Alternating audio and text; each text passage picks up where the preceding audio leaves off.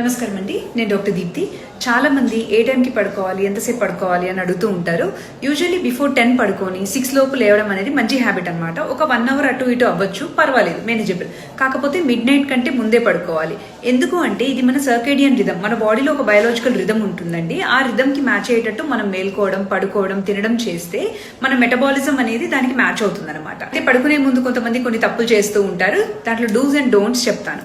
Usual గా సాయంత్రం తర్వాత కాఫీ కానీ టీ కానీ మానేయండి. అండ్ డిన్నర్ కూడా 2 అవర్స్ ముందే చేయండి. 2 అవర్స్ గ్యాప్ పెట్టుకున్న తర్వాతే పడుకోండి. చాలా హెవీ మీల్ తినడం కానీ, చాక్లెట్ తినడం కానీ, లేదు అంటే అసిడిటీ కాజ్ చేసే ఫ్రై ఐటమ్స్ కానీ, ఇలాంటివి మీరు ఖచ్చితంగా డిన్నర్ లో అవాయిడ్ చేయండి.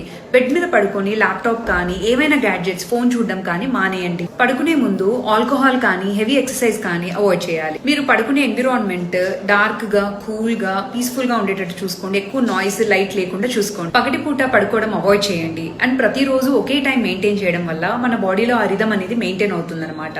వీకెండ్స్ చాలాసేపు మేల్కోవడం వల్ల ఆ రిథమ్ డిస్టర్బ్ అవుతుంది. సో వీలైనంత వరకు సేమ్ టైం మెయింటైన్ అయ్యేటట్టు చూడండి. అడిక్వేట్ స్లీప్ లేకుంటే స్ట్రెస్ బిల్డప్ అయ్యి మన బాడీలో కార్టిజాల్ ఎక్కువ అవుతుంది. దీనివల్ల ఎన్నో సైడ్ ఎఫెక్ట్స్ ఉంటాయి. డయాబెటీస్ రిస్క్ ఎక్కువ ఉంటుంది, హార్ట్ అటాక్ రిస్క్ ఎక్కువ ఉంటుంది. సో అడిక్వేట్, ముఖ్యంగా healthy sleep, deep quality sleep at least 6 to 7 hours అన్న ఉండేటట్టు చూసుకోండి. Take care.